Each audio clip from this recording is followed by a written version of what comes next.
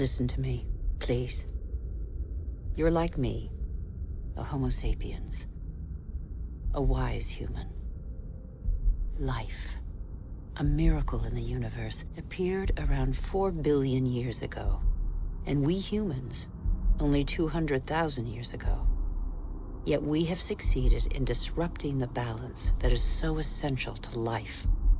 Listen carefully to this extraordinary story, which is yours, and decide what you want to do with it.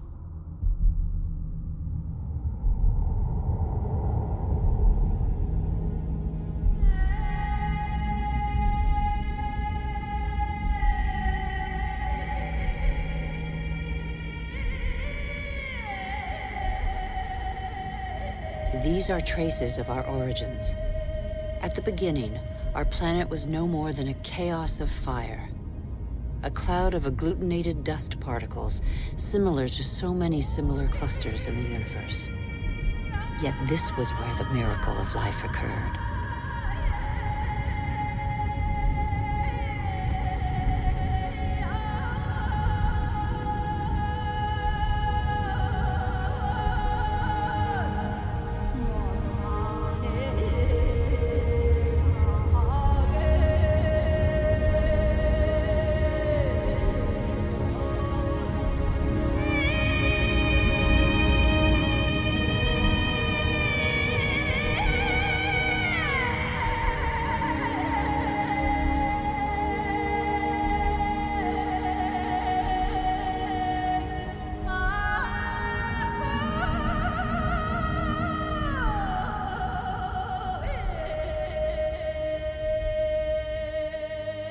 Today, life, our life, is just a link in a chain of innumerable living beings that have succeeded one another on Earth over nearly 4 billion years. And even today, new volcanoes continue to sculpt our landscapes. They offer a glimpse of what our Earth was like at its birth. Molten rock surging from the depths, solidifying, cracking, blistering or spreading in a thin crust before falling dormant for a time.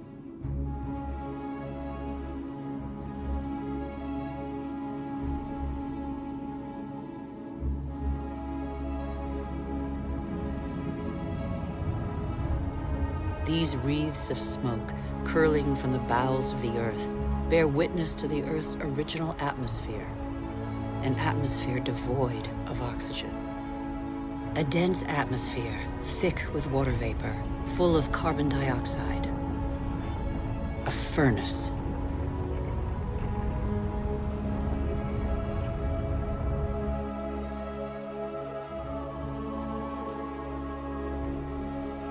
The Earth cooled.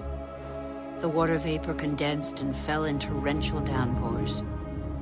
At the right distance from the sun, not too far, not too near, the Earth's perfect balance enabled it to conserve water in liquid form. The water cut channels. They are like the veins of a body, the branches of a tree, the vessels of the sap that the water gave to the Earth.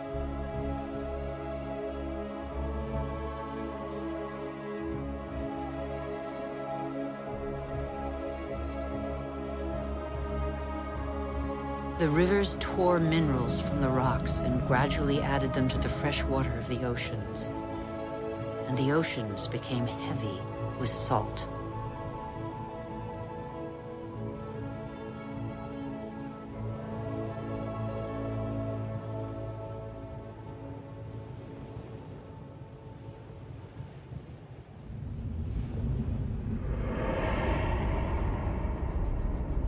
Where do we come from?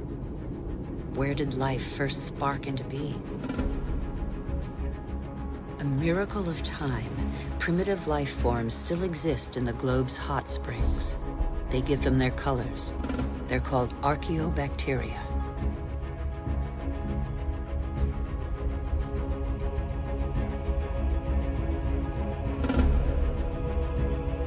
They all feed off the Earth's heat. All except the cyanobacteria, or blue-green algae.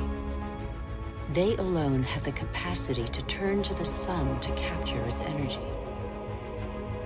They are a vital ancestor of all yesterday's and today's plant species. These tiny bacteria and their billions of descendants changed the destiny of our planet. They transformed its atmosphere.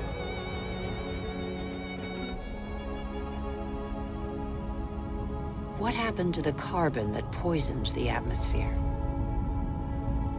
It's still here, imprisoned in the Earth's crust.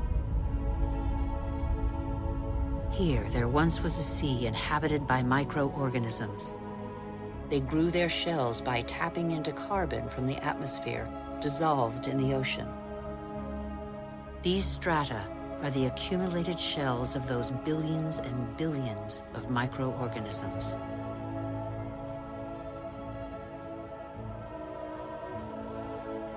Thanks to them, the carbon drained from the atmosphere and other life forms could develop. It is life that altered the atmosphere. Plant life fed off the sun's energy, which enabled it to break apart the water molecule and take the oxygen. And oxygen filled the air. The Earth's water cycle is a process of constant renewal. Waterfalls, water vapor, clouds, rain, springs, rivers, seas, oceans, glaciers. The cycle is never broken. There's always the same quantity of water on Earth. All the successive species on Earth have drunk the same water. The astonishing matter that is water, one of the most unstable of all. It takes a liquid form as running water, gaseous as vapor, or solid as ice. In Siberia, the frozen surfaces of the lakes in winter contain the traces of the forces that water deploys when it freezes. Lighter than water, the ice floats. It forms a protective mantle against the cold, under which life can go on.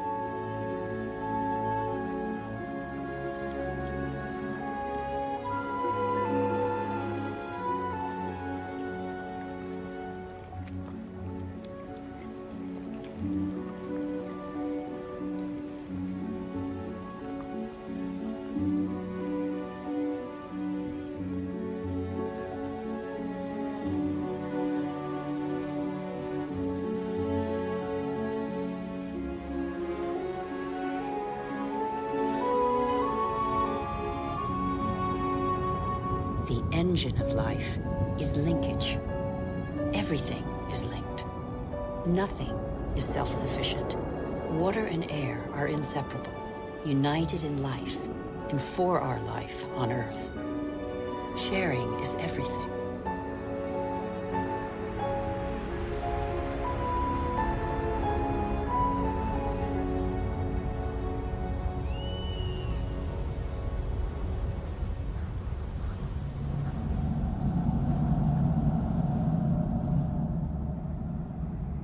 The green expanse peeking through the clouds is the source of oxygen in the air.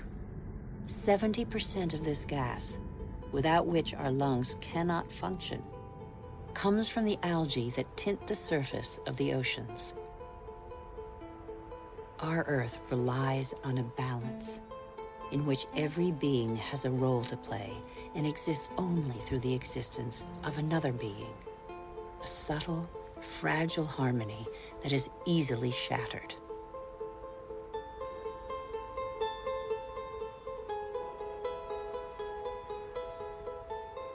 Thus, corals are born from the marriage of algae and shells.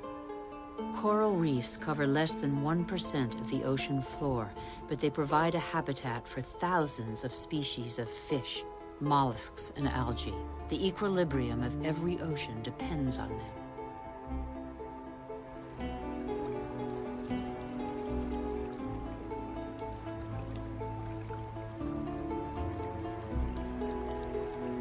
The Earth counts time in billions of years.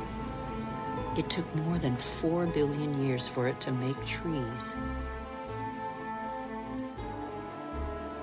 In the chain of species, trees are a pinnacle, a perfect living sculpture.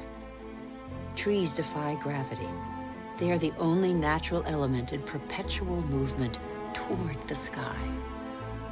They grow unhurriedly toward the sun that nourishes their foliage.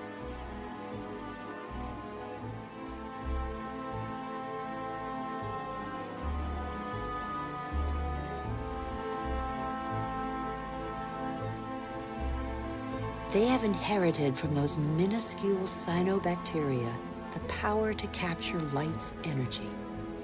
They store it and feed off it, turning it into wood and leaves, which then decompose into a mixture of water, mineral, vegetable, and living matter.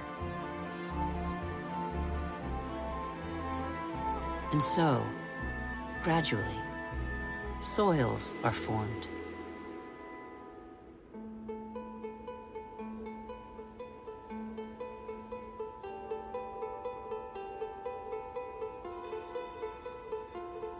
Soils teem with the incessant activity of microorganisms feeding, digging, aerating, and transforming.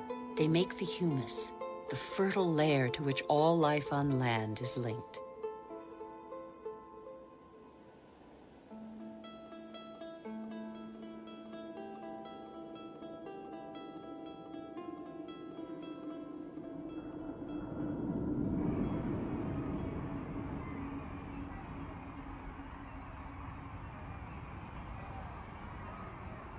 What do we know about life on Earth?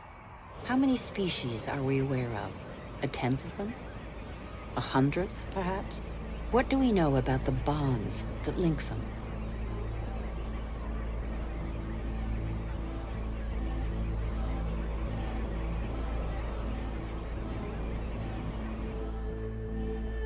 The Earth is a miracle.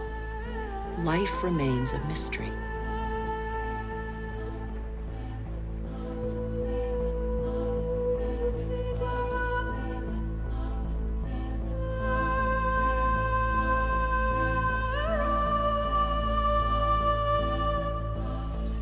Families of animals form, united by customs and rituals that are handed down through the generations.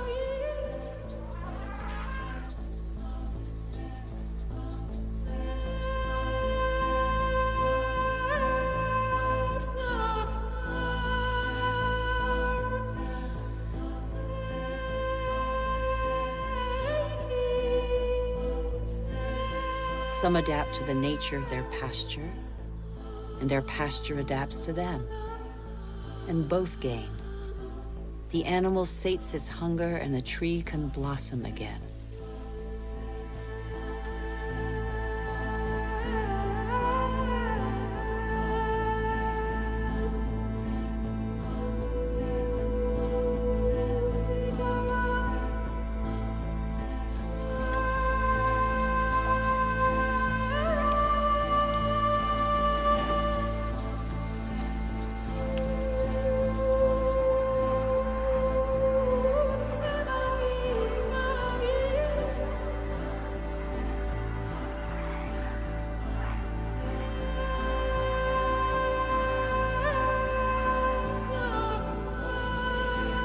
In the great adventure of life on Earth, every species has a role to play. Every species has its place. None is futile or harmful. They all balance out.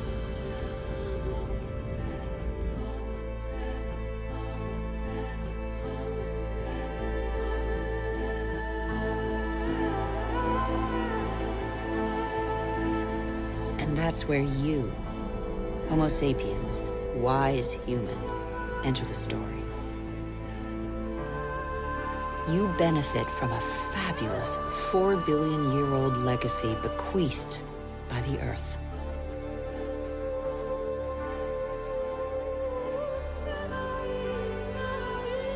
You're only 200,000 years old, but you have changed the face of the world. Despite your vulnerability, you have taken possession of every habitat and conquered swaths of territory like no other species before you.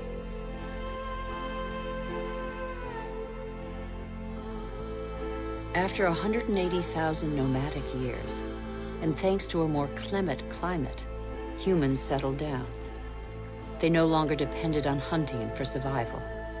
They chose to live in wet environments that abounded in fish, game, and wild plants, there where land, water, and life combine.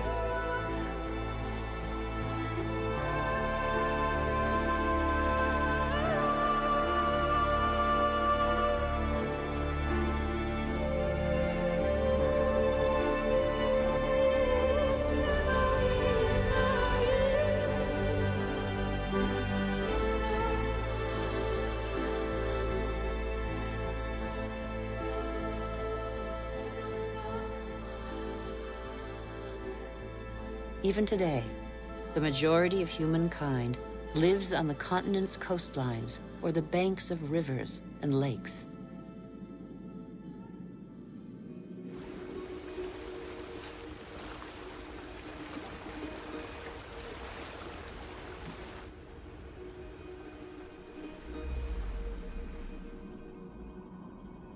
Across the planet, 1 person in 4 lives as humankind did 6,000 years ago. Their only energy, that which nature provides, season after season. It's the way of life of 1.5 billion people, more than the combined population of all the wealthy nations.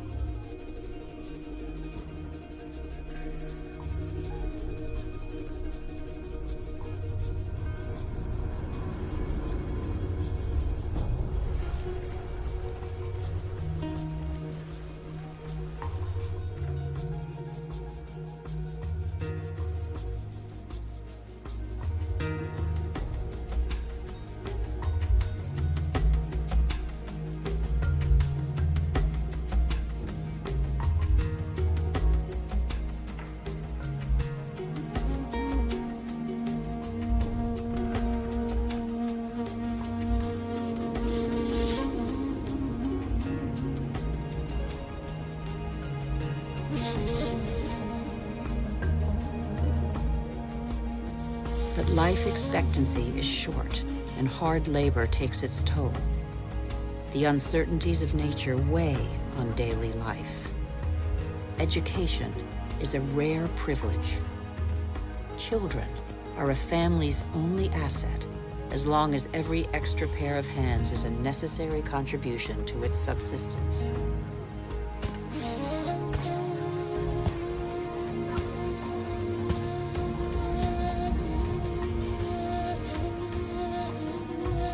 Humanity's genius is to have always had a sense of its weakness.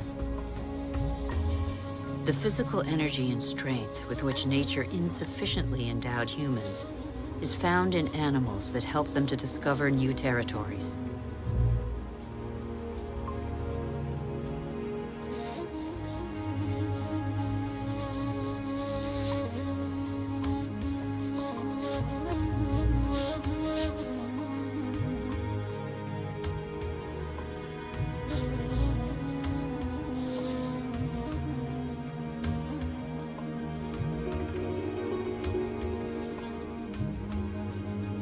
But how can you conquer the world on an empty stomach? The invention of agriculture turned our history on end. It was less than 10,000 years ago. Agriculture was our first great revolution.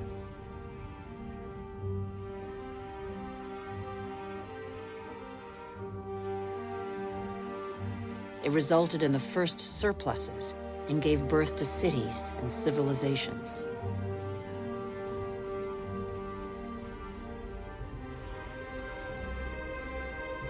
The memory of thousands of years scrabbling for food faded. Having made grain the yeast of life, We multiplied the number of varieties and learned to adapt them to our soils and climates.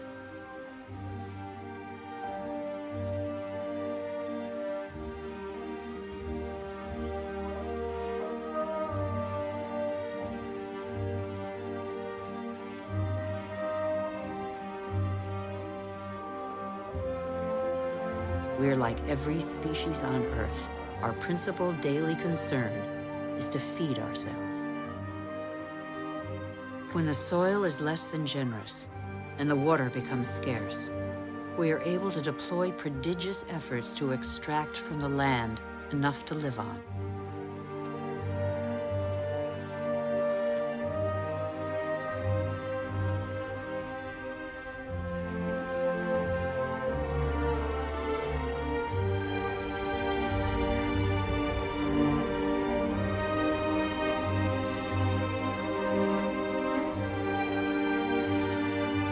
Humans shape the land with the patience and devotion that the earth demands, in an almost sacrificial ritual performed over and over. Agriculture is still the world's most widespread occupation. Half of humankind tills the soil, over 3/4 of them by hand.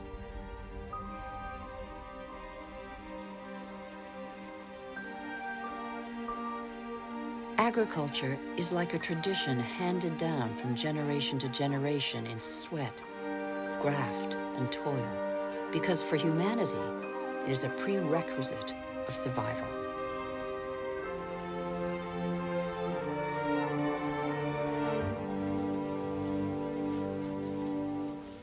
But after relying on muscle power for so long, humankind found a way to tap into the energy buried deep in the earth.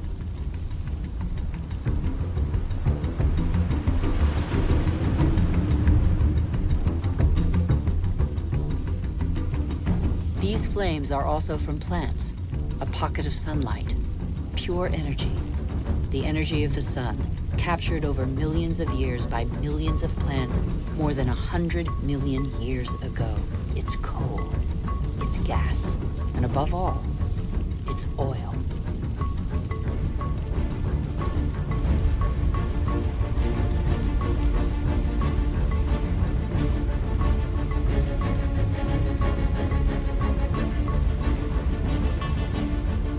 And this pocket of sunlight freed humans from their toil on the land.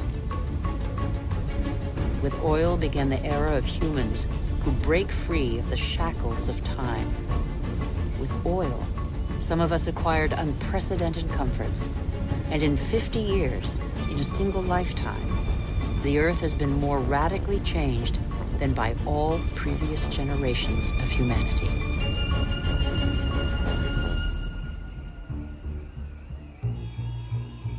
Faster and faster. In the last 60 years, the Earth's population has almost tripled, and over 2 billion people have moved to the cities. Faster and faster.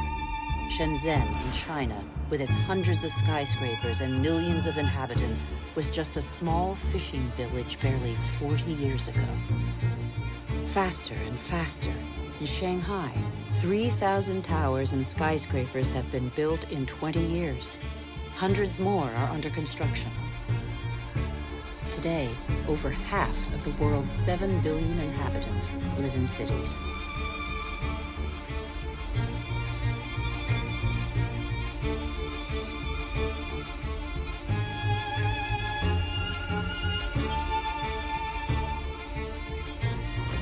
New York, the world's first megalopolis, is the symbol of the exploitation of the energy the Earth supplies to human genius. The manpower of millions of immigrants, the energy of coal, the unbridled power of oil.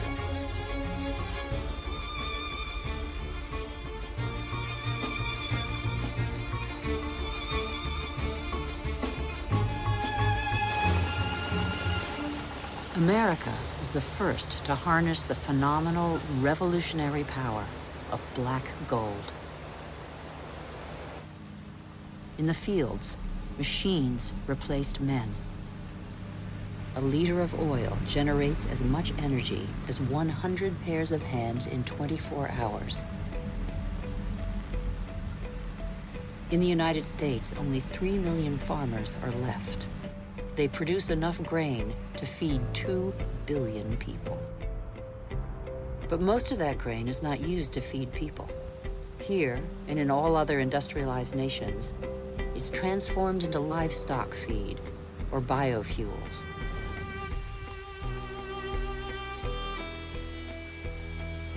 The pocket of sunshine's energy chased away the specter of drought that stalked farmland.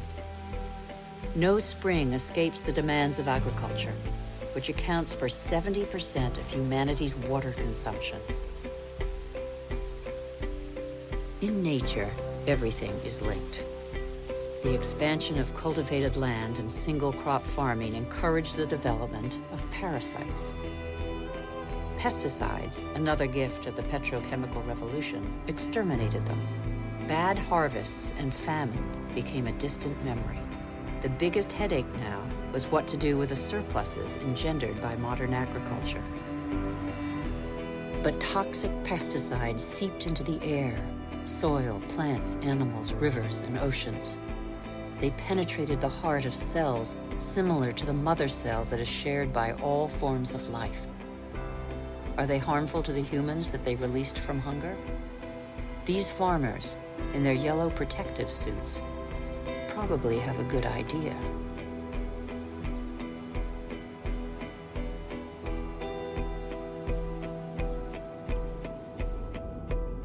Then came fertilizers, another petrochemical discovery.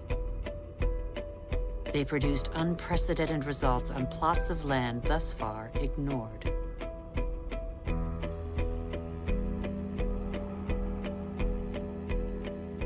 Crops adapted to soils and climates gave way to the most productive varieties and the easiest to transport. And so, in the last century, 3/4 of the varieties developed by farmers over thousands of years have been wiped out.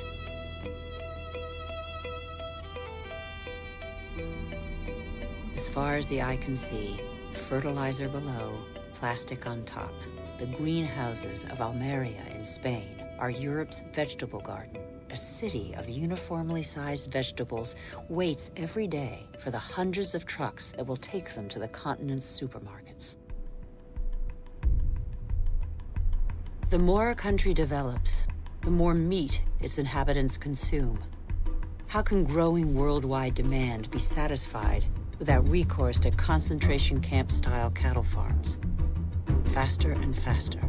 Like the life cycle of livestock, which may never see a meadow, manufacturing meat faster than the animal has become a daily routine. In these vast food lots trampled by millions of cattle, not a blade of grass grows. A fleet of trucks from every corner of the country brings in tons of grain, soy meal, and protein-rich granules that will become tons of meat.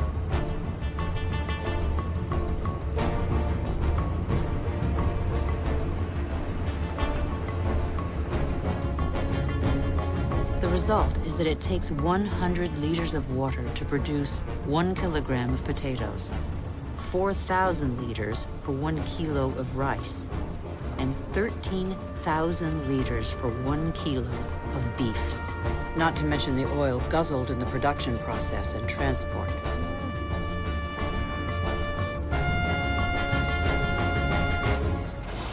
Our agriculture has become oil-powered. It feeds twice as many humans on Earth, but has replaced diversity with standardization. It has offered many of us comforts we could only dream of, but it makes our way of life totally dependent on oil. This is the new measure of time. Our world's clock now beats to the rhythm of these indefatigable machines tapping into the pocket of sunlight. The whole planet is attentive to these metronomes of our hopes and illusions. The same hopes and illusions that proliferate along with our needs, increasingly insatiable desires and profligacy. We know that the end of cheap oil is imminent, but we refuse to believe it. For many of us, the American dream is embodied by a legendary name, Los Angeles. In this city that stretches over 100 kilometers, the number of cars is almost equal to the number of inhabitants. Here, energy puts on a fantastic show every night.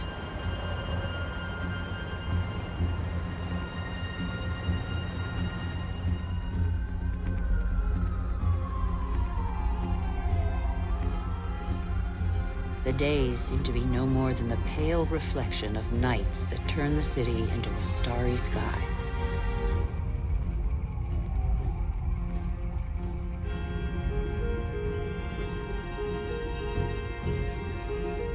Faster and faster. Distances are no longer counted in miles, but in minutes.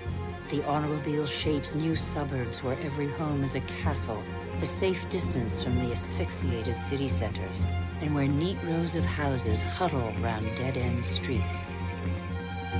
The model of a lucky few countries has become a universal dream preached by televisions all over the world. Even here in Beijing, it is cloned, copied, and reproduced in these formatted houses that have wiped pagodas off the map.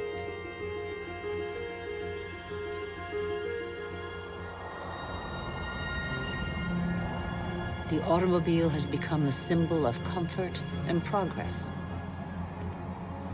If this model were followed by every society, the planet wouldn't have 900 million vehicles as it does today, but 5 billion. Faster and faster. The more the world develops, the greater its thirst for energy. Everywhere, machines dig, bore, and rip from the earth the pieces of stars buried in its depths since its creation. Minerals.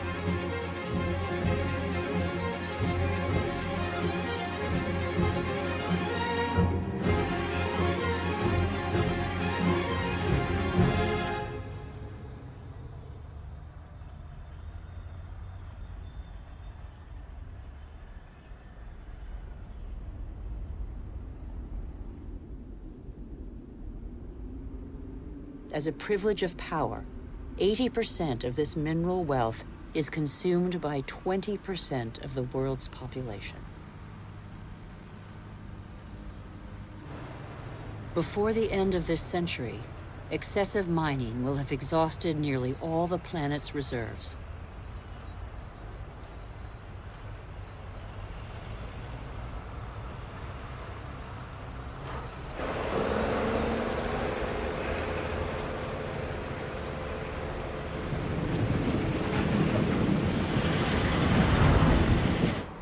Faster and faster. Shipyards churn out oil tankers, container ships, and gas tankers to cater for the demands of globalized industrial production. Most consumer goods travel thousands of kilometers from the country of production to the country of consumption.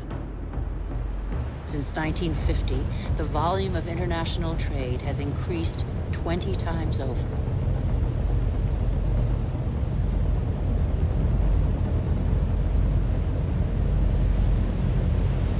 90% of trade goes by sea.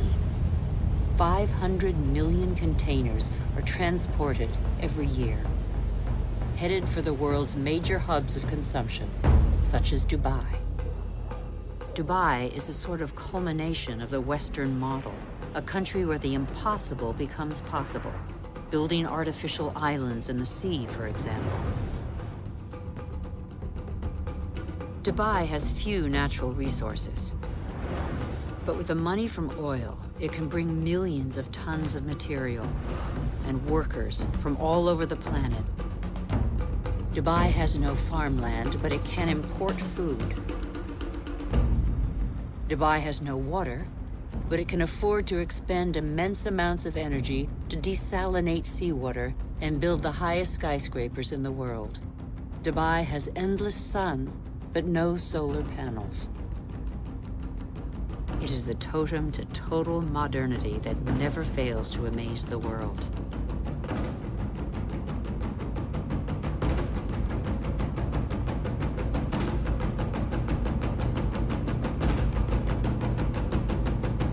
Dubai is like the new beacon for all the world's money.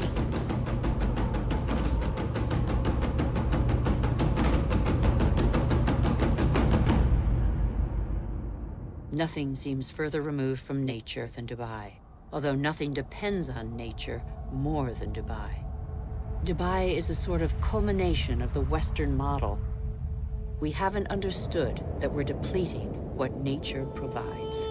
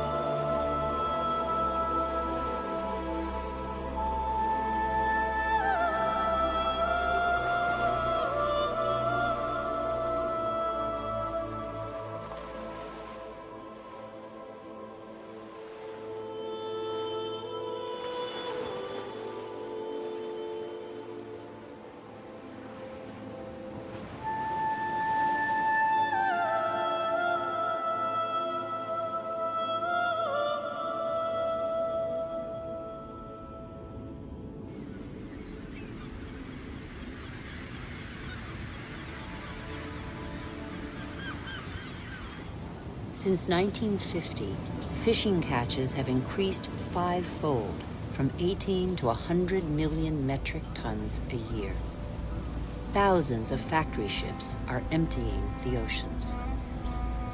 3/4 of fishing grounds are exhausted, depleted, or in danger of being so. Most large fish have been fished out of existence since they have no time to reproduce.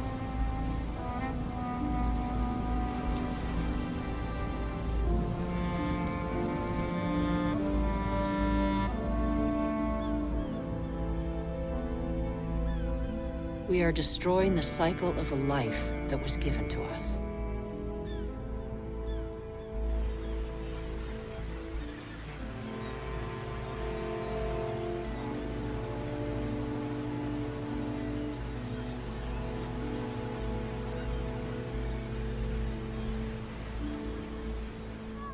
At the current rate, all fish stocks are threatened with exhaustion. Fish is the staple diet of 1 in 5 humans.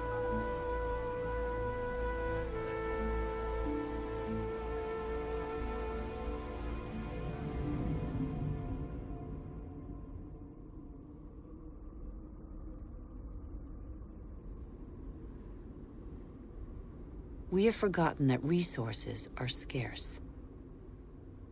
500 million humans live in the world's desert lands, more than the combined population of Europe. They know the value of water. They know how to use it sparingly. Here, they depend on wells replenished by fossil water, which accumulated underground in the days when it rained on these deserts, 25,000 years ago.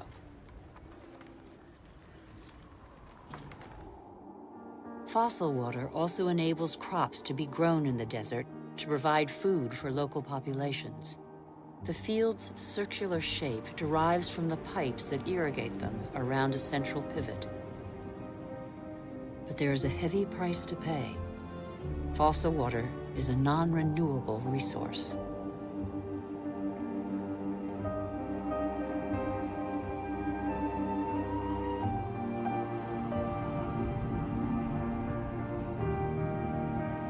In Saudi Arabia, the dream of industrial farming in the desert has faded. As if on a parchment map, the light spots on this patchwork show abandoned plots.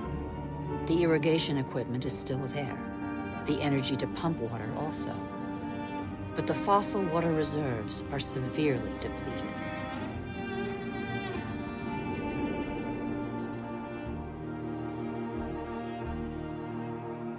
Israel turned the desert into arable land.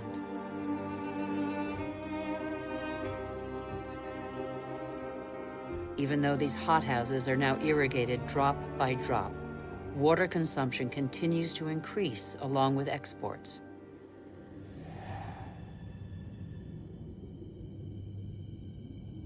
the once mighty River Jordan is now just a trickle. Its water has flown to supermarkets all over the world in crates of fruit and vegetables.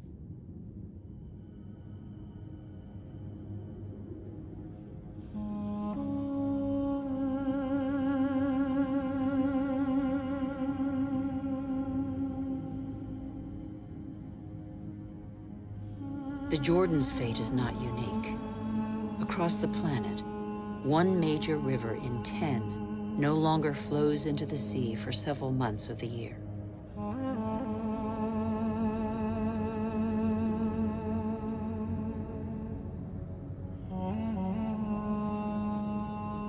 Deprived of the Jordan's water, the level of the Dead Sea goes down by over 1 meter per year.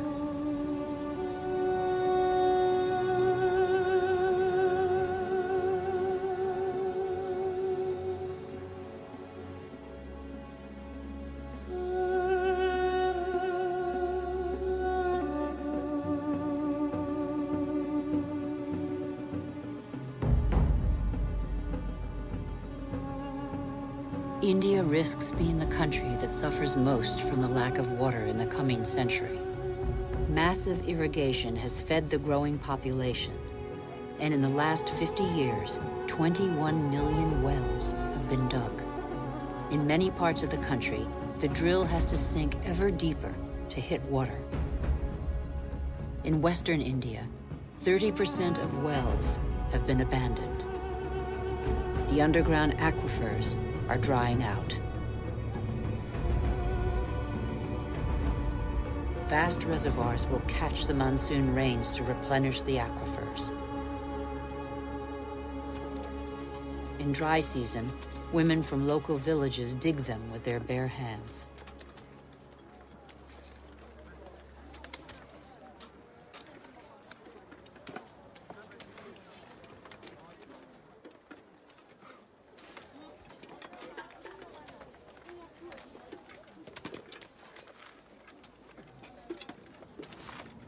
Thousands of kilometers away, 800 to 1,000 liters of water are consumed per person per day. Las Vegas was built out of the desert. Millions of people live there. Thousands more arrive every month. The inhabitants of Las Vegas are among the biggest consumers of water in the world.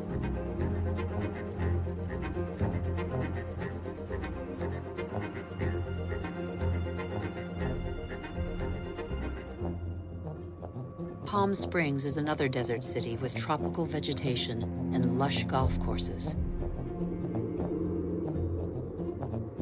How long can this mirage continue to prosper?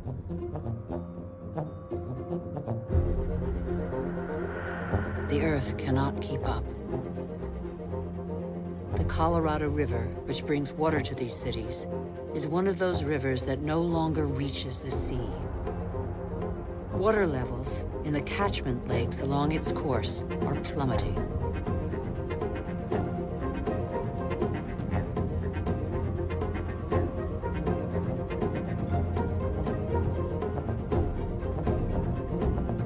Water shortages could affect nearly 2 billion people before 2025.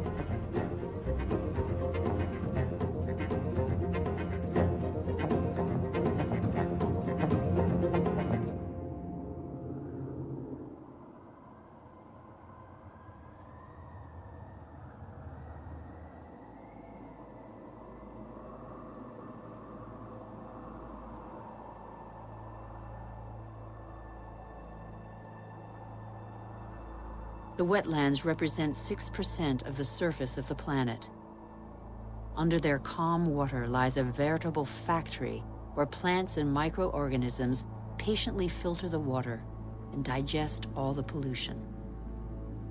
These marshes are indispensable environments for the regeneration and purification of water. They are sponges that regulate the flow of water. They absorb it in the wet season and release it in the dry season.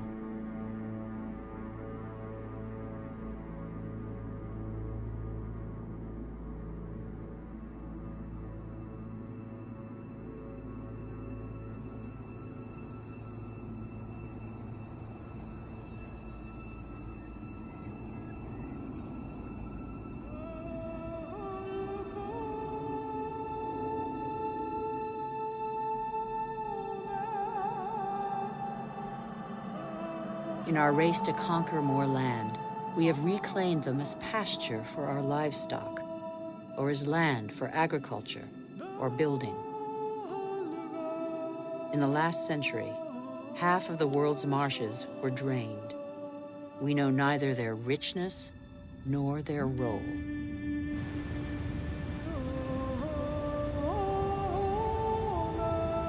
All living matter is linked. Water, air, soil, trees.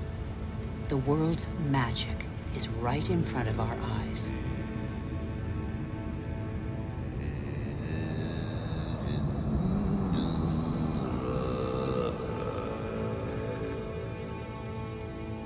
Trees breathe groundwater into the atmosphere as light mist. They form a canopy that alleviates the impact of heavy rains. The forests provide the humidity that is necessary for life. They store carbon, containing more than all the Earth's atmosphere. They are the cornerstone of the climactic balance on which we all depend.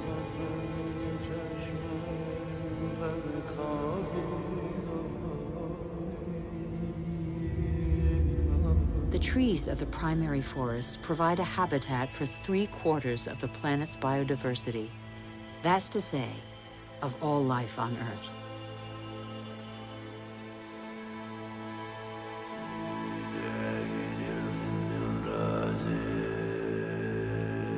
These forests provide the remedies that cure us.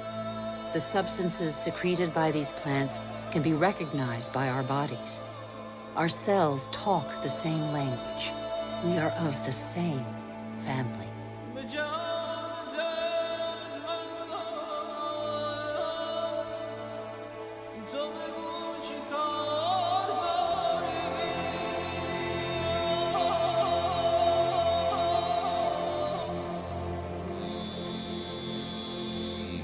But in barely 40 years, the world's largest rainforest, the Amazon, has been reduced by 20%.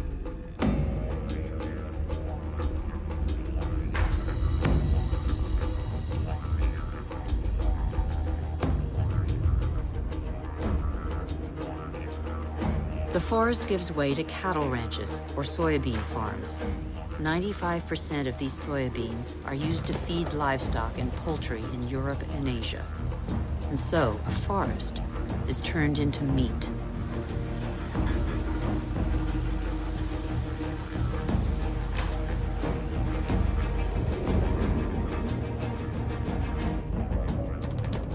Barely 20 years ago, Borneo, the 4th largest island in the world, was covered by a vast primary forest. At the current rate of deforestation, it will have totally disappeared within 10 years.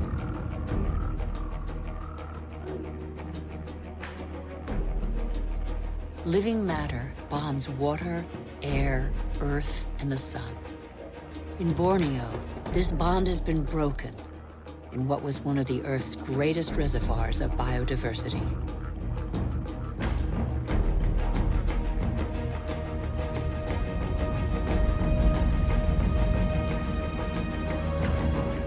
This catastrophe was provoked by the decision to produce palm oil, one of the most productive and consumed oils in the world, on Borneo. Palm oil not only caters to our growing demand for food, but also cosmetics, detergents, and increasingly, alternative fuels. The forest diversity was replaced by a single species, the oil palm. For local people, it provides employment. It is an agricultural industry.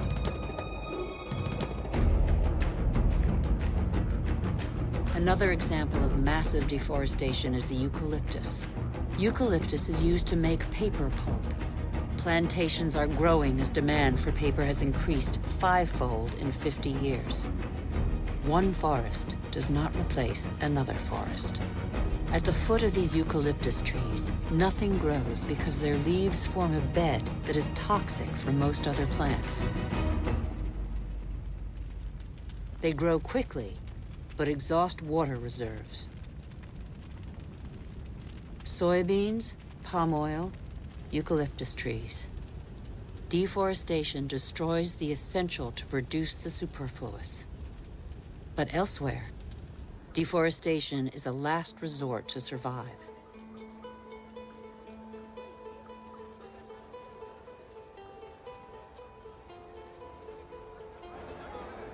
Over 2 billion people, almost a third of the world's population, still depend on charcoal. In Haiti, one of the world's poorest countries, charcoal is one of the population's main consumables. Once the pearl of the Caribbean, Haiti can no longer feed its population without foreign aid.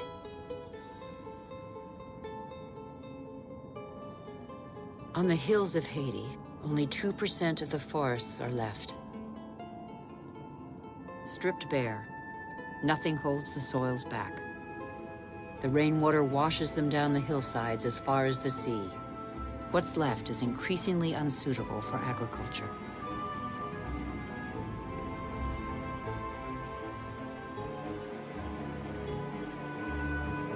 In some parts of Madagascar, the erosion is spectacular.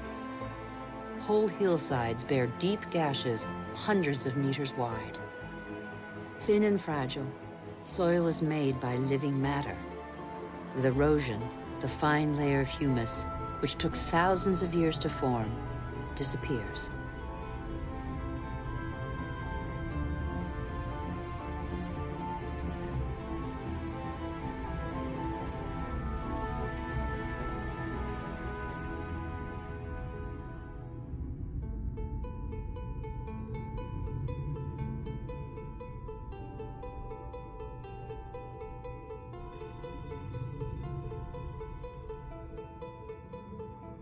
Here's one theory of the story of the Rapa Nui, the inhabitants of Easter Island, that could perhaps give us pause for thought. Living on the most isolated island in the world, the Rapa Nui exploited their resources until there was nothing left. Their civilization did not survive. On these lands stood the highest palm trees in the world. They have disappeared. The Rapa Nui chopped them all down for lumber. They then had to face widespread soil erosion. The Rapa Nui could no longer go fishing. There were no trees to build canoes.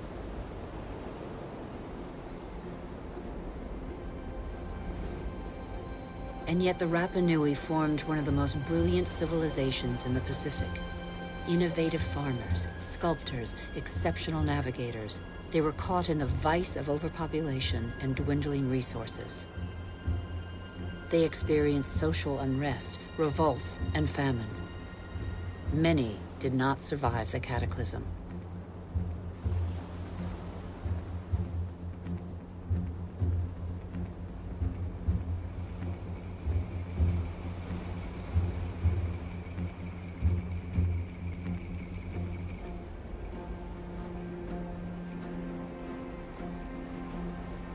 The real mystery of Easter Island is not how its strange statues got there.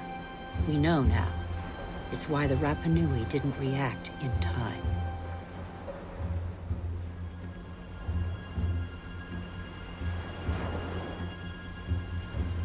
It's only one of a number of theories, but it has particular relevance to us today.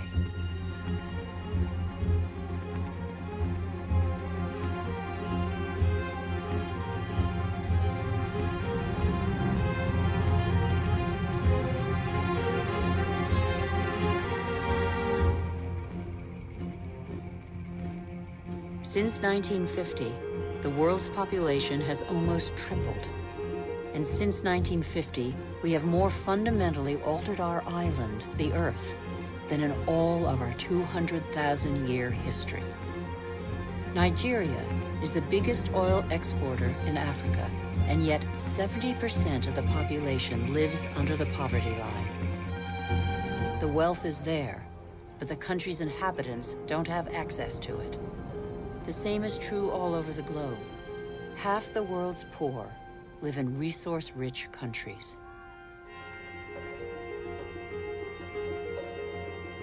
Our mode of development has not fulfilled its promises. in 50 years, the gap between rich and poor has grown wider than ever. Today, half the world's wealth is in the hands of the richest 2% of the population.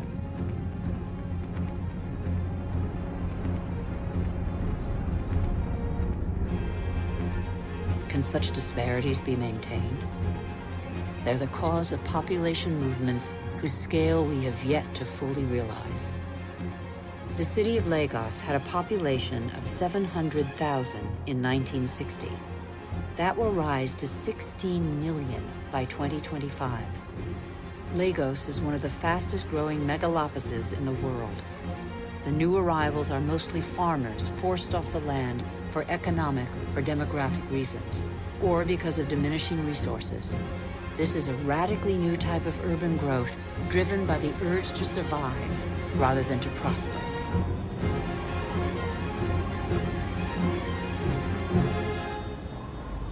Every week, over 1 million people swell the populations of the world's cities.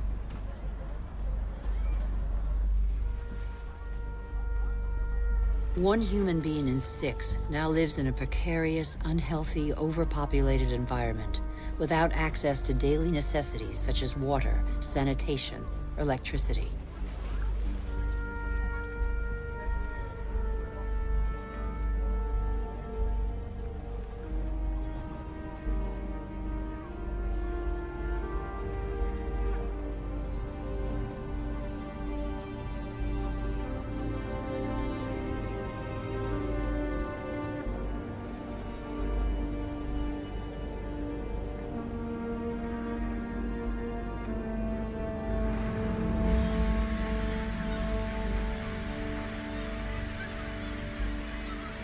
Hunger is spreading once more. It affects nearly 1 billion people.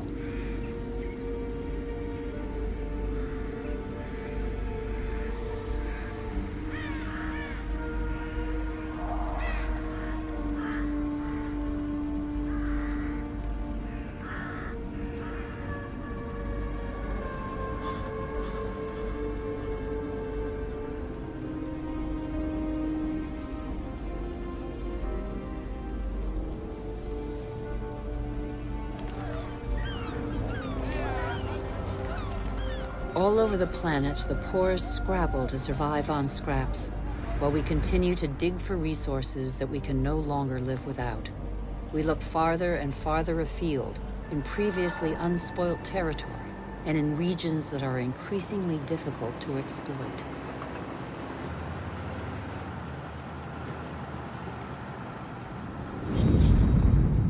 We're not changing our model. Oil might run out. We can still extract oil from the tar sands of Canada. The biggest trucks in the world move thousands of tons of sand.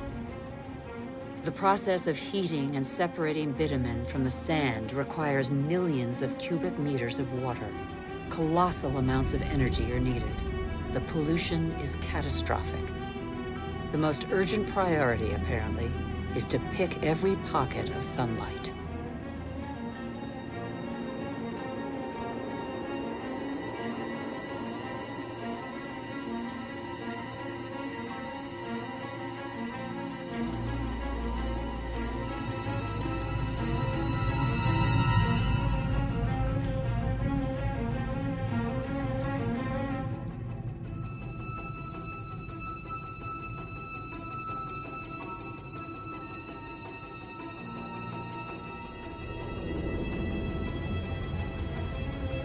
Our oil tankers are getting bigger and bigger. Our energy requirements are constantly increasing. We try to power growth like a bottomless oven that demands more and more fuel.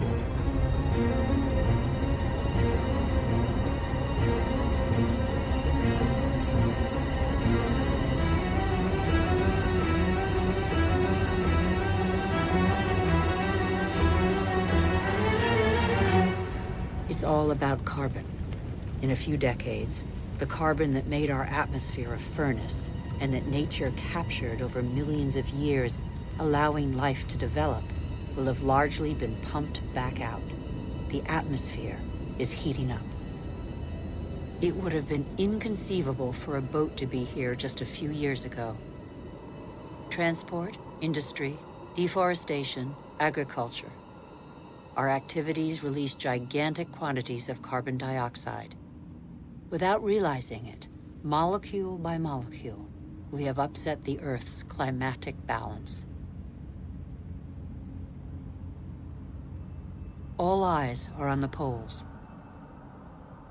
where the effects of global warming are most visible. It's happening fast, very fast. The Northwest Passage that connects America, Europe, and Asia via the pole is opening up. The Arctic ice cap is melting. Under the effect of global warming, the ice cap has lost 40% of its thickness in 40 years. Its surface area in the summer shrinks year by year. It could disappear in the summer months by 2030. Some say 2015.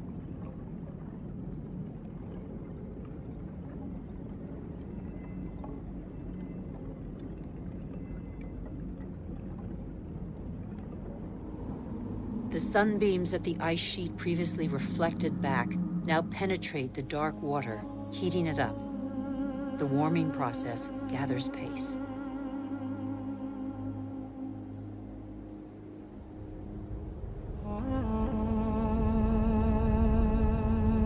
This ice contains the records of our planet.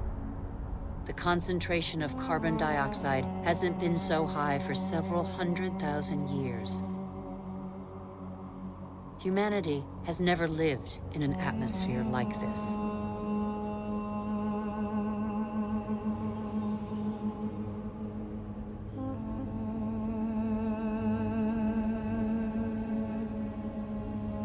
Is excessive exploitation of our resources threatening the lives of every species? Climate change accentuates the threat. By 2050, a quarter of the Earth's species could be threatened with extinction. In these polar regions, the balance of nature has already been disrupted.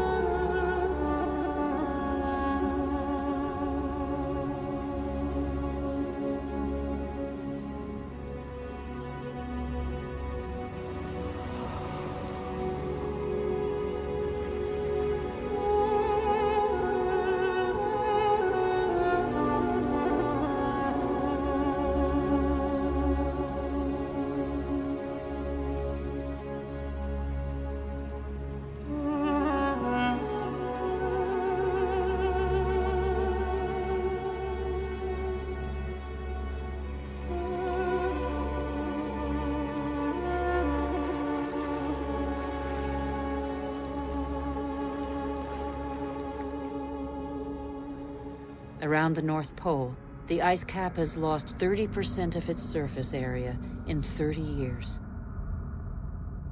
But as Greenland rapidly becomes warmer, the fresh water of a whole continent flows into the salt water of the oceans.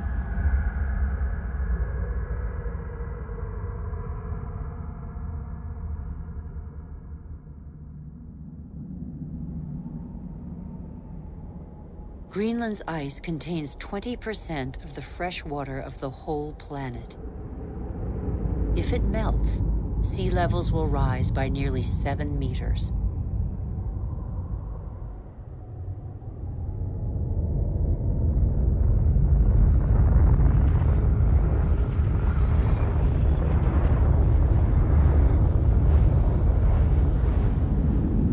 But there is no industry here. Greenland's ice sheet suffers from greenhouse gases emitted elsewhere on Earth. Our ecosystem doesn't have borders. Wherever we are, our actions have repercussions on the whole Earth. The atmosphere of our planet is an indivisible whole. It is an asset we share. On Greenland's surface, lakes are appearing on the landscape. The ice cap has begun to melt at a speed that even the most pessimistic scientists did not envision 10 years ago.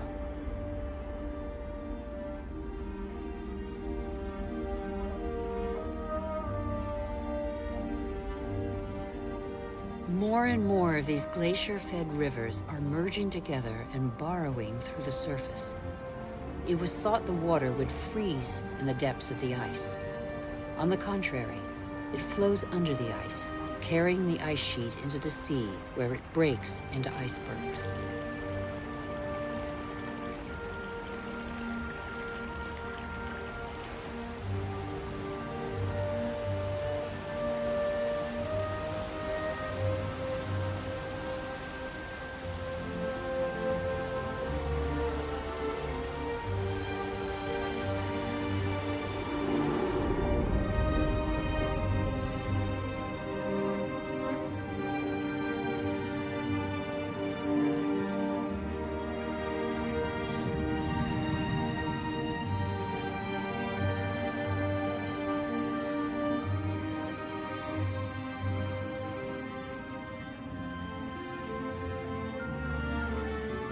As the fresh water of Greenland's ice sheet gradually seeps into the salt water of the oceans, low-lying lands around the globe are threatened.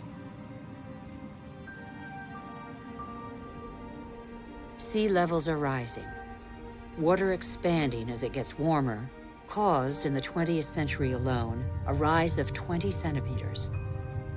Everything becomes unstable. Coral reefs, for example, are extremely sensitive to the slightest change in water temperature. 30% have disappeared. They are an essential link in the chain of species.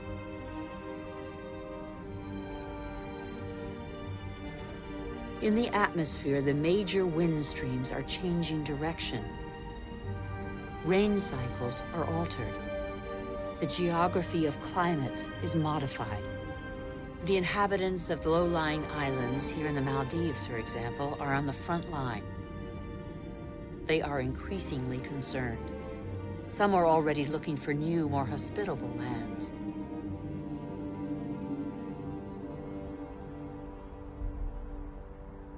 If sea levels continue to rise faster and faster, what will major cities like Tokyo, the world's most populous city, do?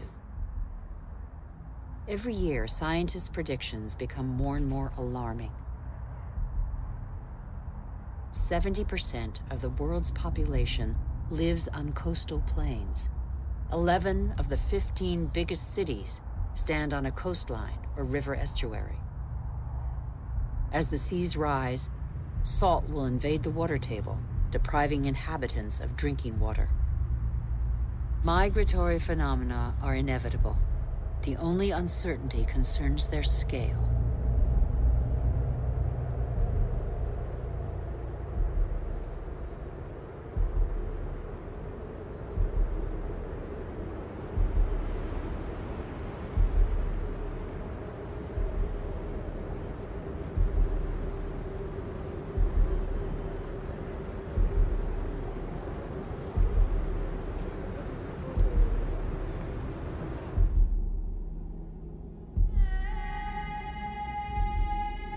In Africa, Mount Kilimanjaro is unrecognizable.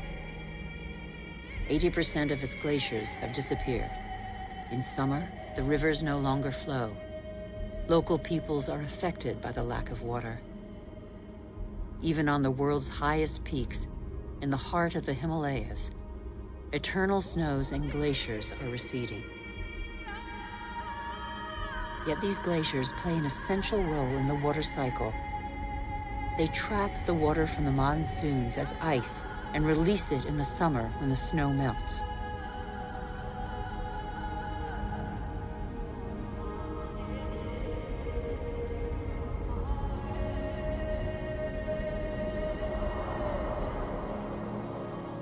The glaciers of the Himalayas are the source of all the great Asian rivers, the Indus, Ganges, Mekong, Yangtze-Kiang. 2 billion people depend on them for drinking water and to irrigate their crops, as in Bangladesh. On the delta of the Ganges and Brahmaputra, Bangladesh is directly affected by the phenomena occurring in the Himalayas and at sea level. This is one of the most populous and poorest countries in the world. It is already hit by global warming. The combined impact of increasingly dramatic floods and hurricanes could make a third of its landmass disappear. When populations are subjected to these devastating phenomena, they eventually move away.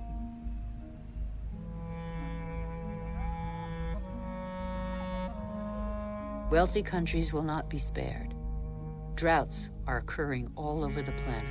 In Australia, half of farmland is already affected.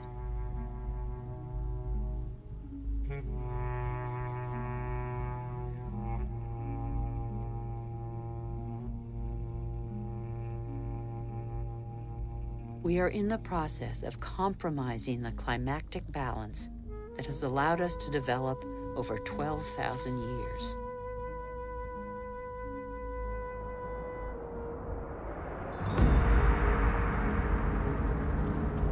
More and more wildfires encroach on major cities.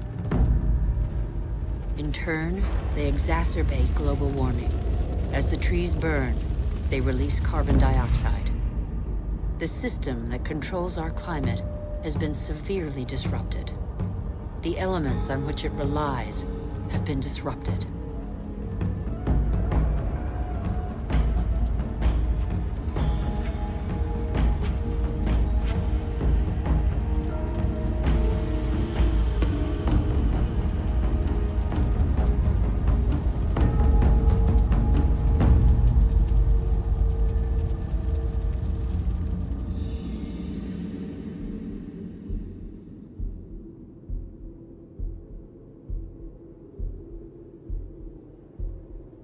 The clock of climate change is ticking in these magnificent landscapes. Here in Siberia and elsewhere across the globe, it is so cold that the ground is constantly frozen. It's known as permafrost. Under its surface lies a climactic time bomb: methane, a greenhouse gas 20 times more powerful than carbon dioxide.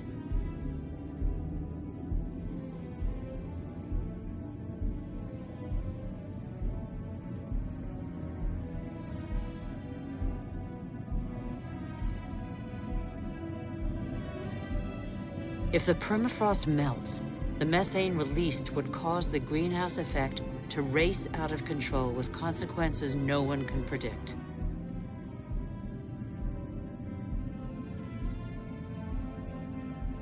We would literally be in unknown territory.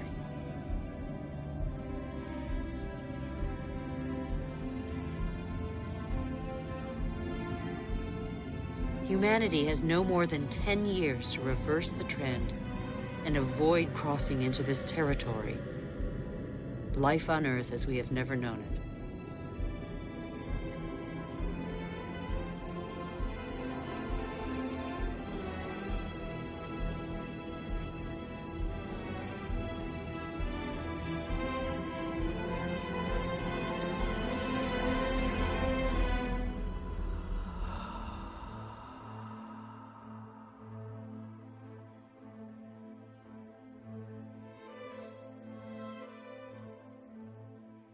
We have created phenomena we cannot control. Since our origins, water, air, and forms of life are intimately linked. But recently, we have broken those links. Let's face the facts. We must believe what we know. All that we have just seen is a reflection of human behavior. We have shaped the Earth in our image. We have very little time to change. How can this century carry the burden of 9 billion human beings if we refuse to be called to account for everything we alone have done.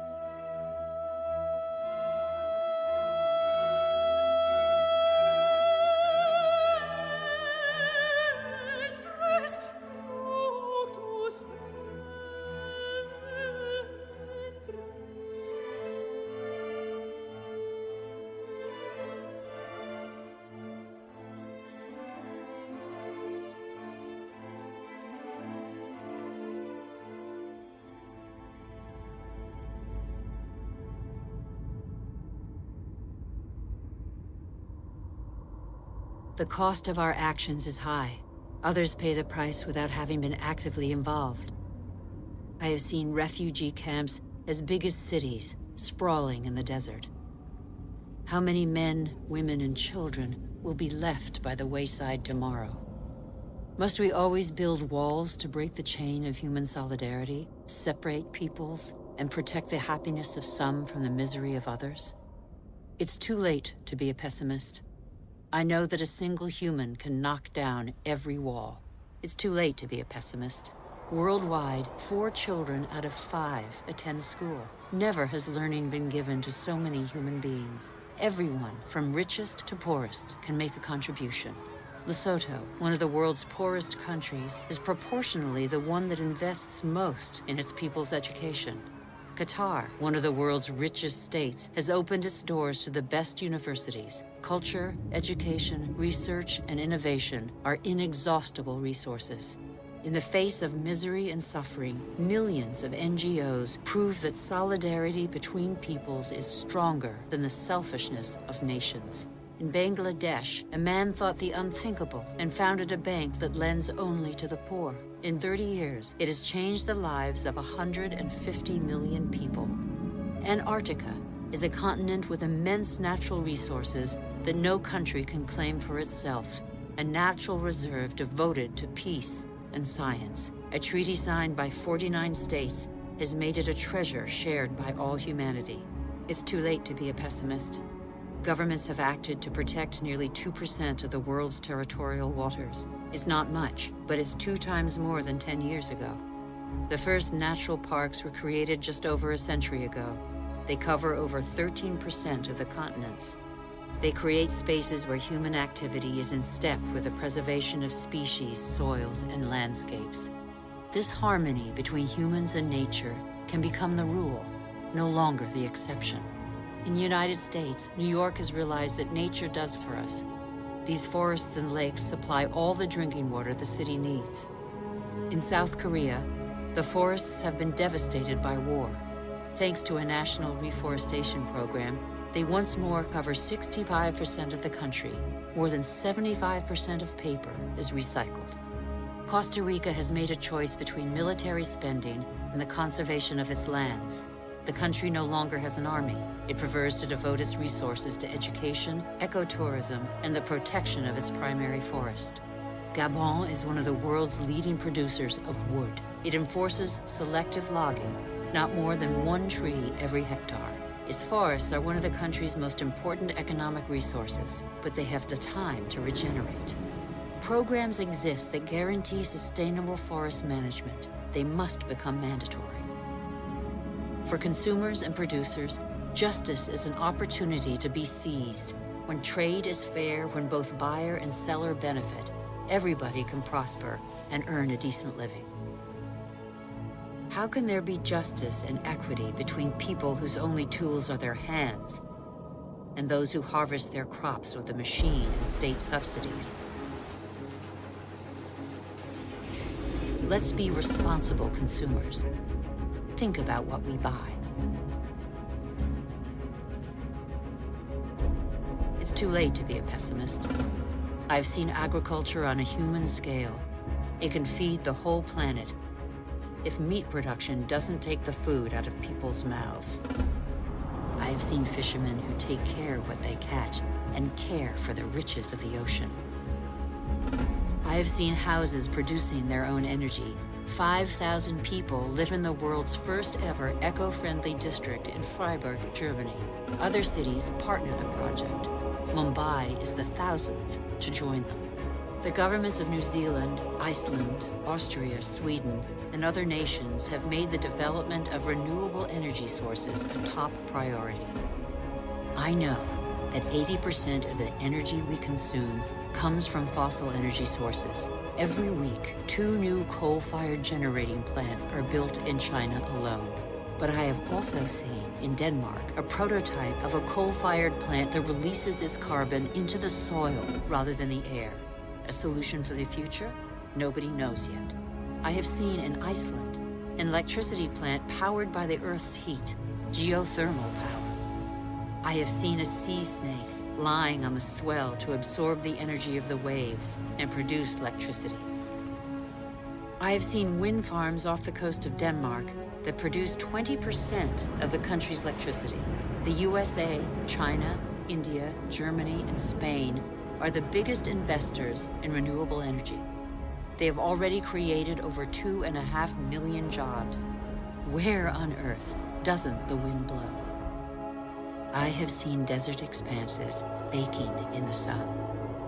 Everything on Earth is linked, and the Earth is linked to the sun, its original energy source. Can humans not imitate plants and capture its energy? In 1 hour, the sun gives the Earth the same amount of energy as that consumed by all humanity in 1 year. As long as the Earth exists, the sun's energy will be inexhaustible. All we have to do is stop drilling the Earth and start looking to the sky. All we have to do is learn to cultivate the sun. All these experiments are only examples, but they testify to a new awareness. They lay down markers for a new human adventure based on moderation, intelligence, and sharing.